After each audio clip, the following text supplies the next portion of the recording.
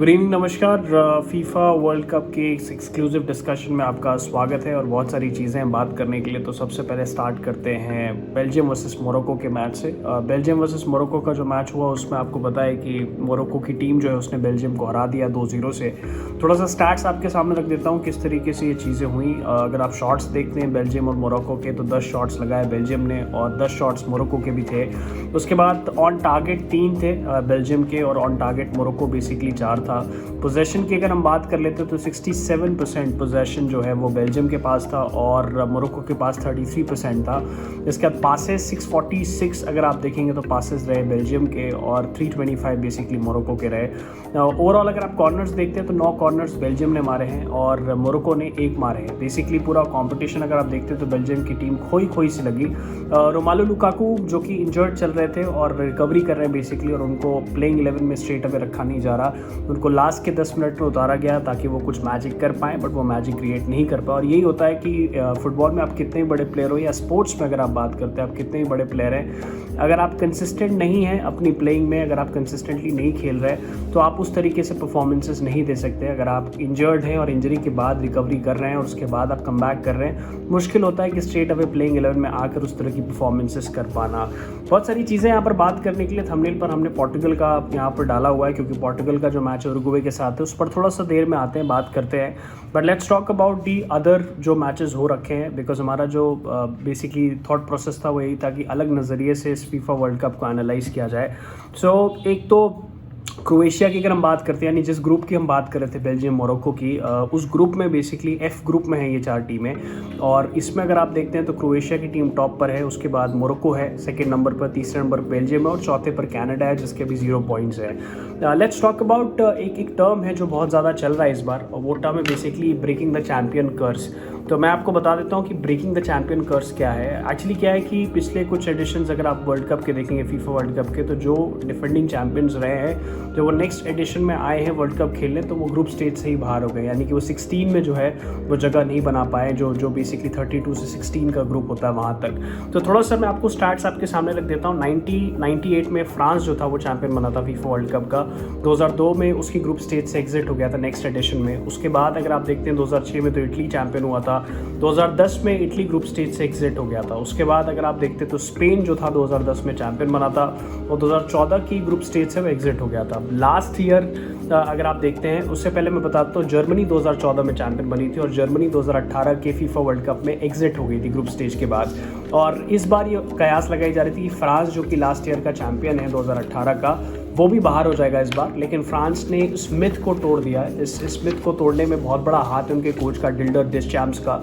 और उनका क्या स्टेटमेंट है मैं पढ़ देता हूँ। उन्होंने ये कहा कि बहुत सारे लोग इस चीज़ की बात कर रहे थे और हमने इस चीज़ को माइंड में नहीं रखा जब हम खेलने आए, और हमने ये प्रूफ कर दिया बेसिकली कि अगर आप अपनी स्किल पर रिलाई करते हो, अपने गेम प्लान को सही तरीके से यूटिलाइज करते हैं, तो ये चीज़ें जो है वो मायने नहीं रखती। At the end of the day आप कैसी फुटबॉल खेलते हैं वो मायने रखती है। आपको बता देते हैं कि फीफा वर्ल्ड कप में फ्रांस एक ऐसी टीम बन गई है जो सबसे पहले, अगर आप देखेंगे तो कौन सी ऐसी टीम है जो 16th में जगह बना चुकी है राउंड ऑफ 16 में, उसमें फ्रांस का नाम आता है। Kylian Mbappe as usual magical रहे हैं और अच्छी परफॉर्मेंसेस दी उन्होंने।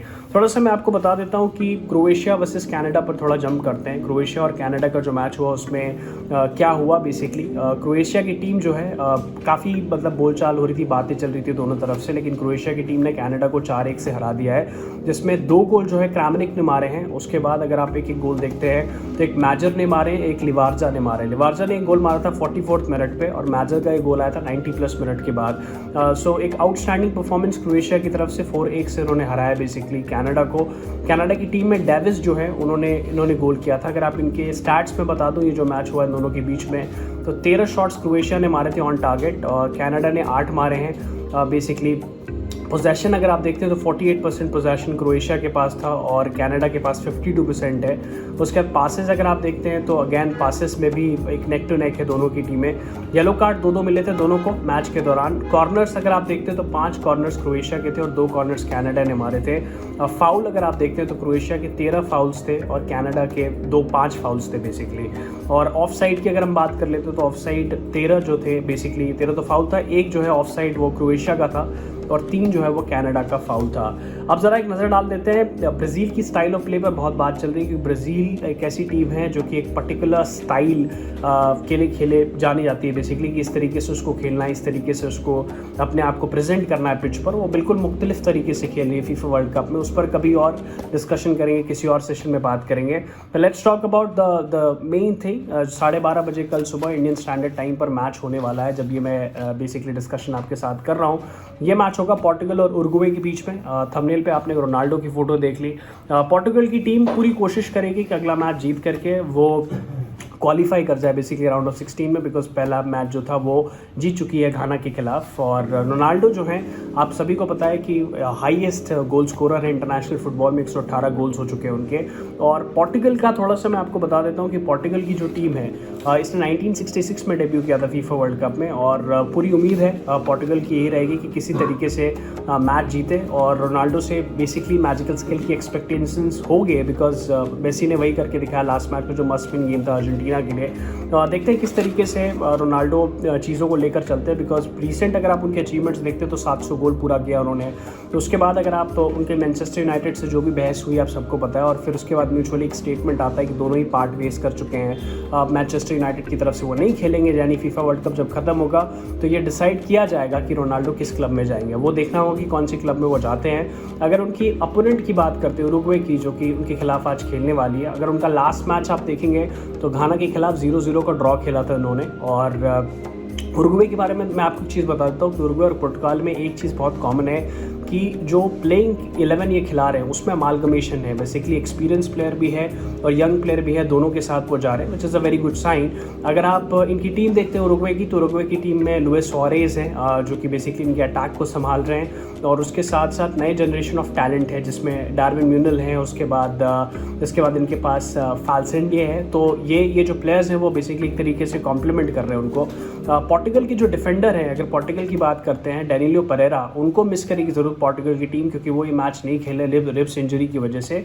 और लास्ट मैच जो खेला था पोर्टुगल ने घाना के खिलाफ, जिसमें पोर्टुगल ने मैच जीता था, उसमें अगर आप देखेंगे तो बेसिकली इन्होंने बहुत बड़ा रोल प्ले किया था, पेरेरा ने रूबिन डियाज के साथ मिल करके।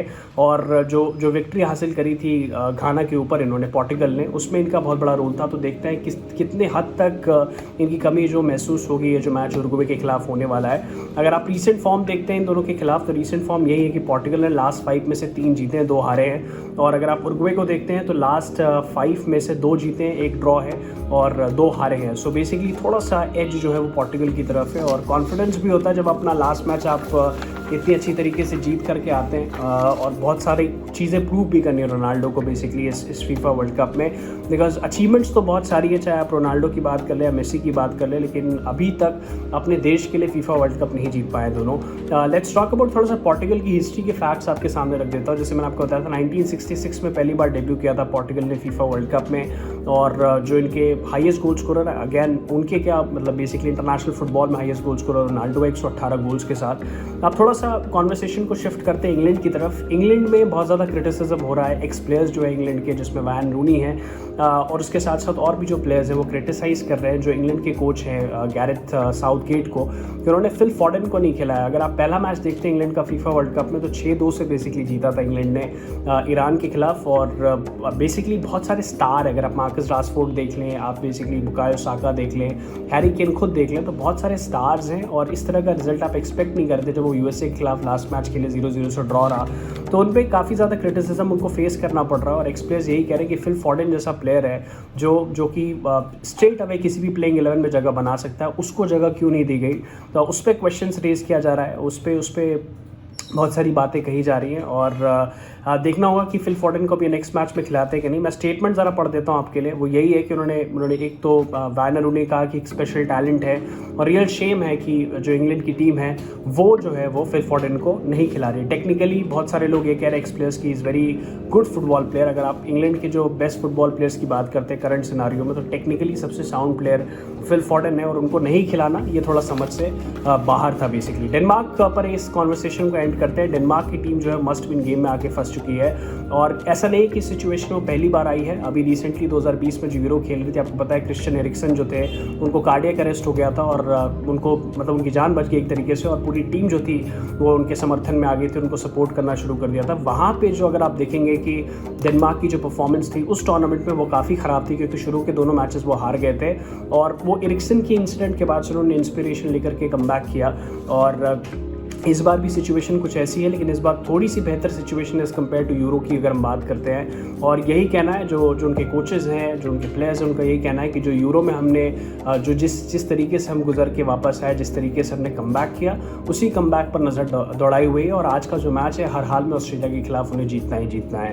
तो देखते हैं कि पोर्टुगल और उरुग्वे पे हमारी भी नज़र होगी कि कौन सी टीम जीतती है। और पोर्टुगल की टीम से हम तो ये उम्मीद करेंगे कि पोर्टुगल की टीम जीते और स्ट्रेट अवे राउंड ऑफ 16 में अपनी जगह बनाए। सो इस बार फीफा वर्ल्ड कप में बहुत सारे मैचेस ड्रॉ पर भी ख़त्म हो रहे हैं, उस पर भी एक अलग वीडियो बनाएंगे कि ऐसा क्यों हो रहा है कि बहुत सारे मैचेस ड्रॉ पर ख़त्म हो रहे हैं और कितना एक्साइटमेंट है बिकॉज ऑफ दैट ड्रॉ की वजह से एक्साइटमेंट क्यों और बढ़ गया है और बहुत सारी बड़ी टीमें जो हैं उनको शिकस्त का सामना क्यों करना पड़ा है। तो इस पर एक अलग डिस्कशन करेंगे। उम्मीद करता हूँ कि एक डिटेल एनालिसिस जो मैंने आपको दिया स्ट्रेट अवे हर मैचेस का और जो इंपॉर्टेंट मैच आ रहा है वो आपको पसंद आएगा। अगर आपको चीज़ें पसंद आ रही है, कंटेंट पसंद आ रहा है, तो चैनल को सब्सक्राइब करना ना भूलिएगा। आपसे फिर मुलाकात होगी नेक्स्ट वीडियो में। Thank you for watching.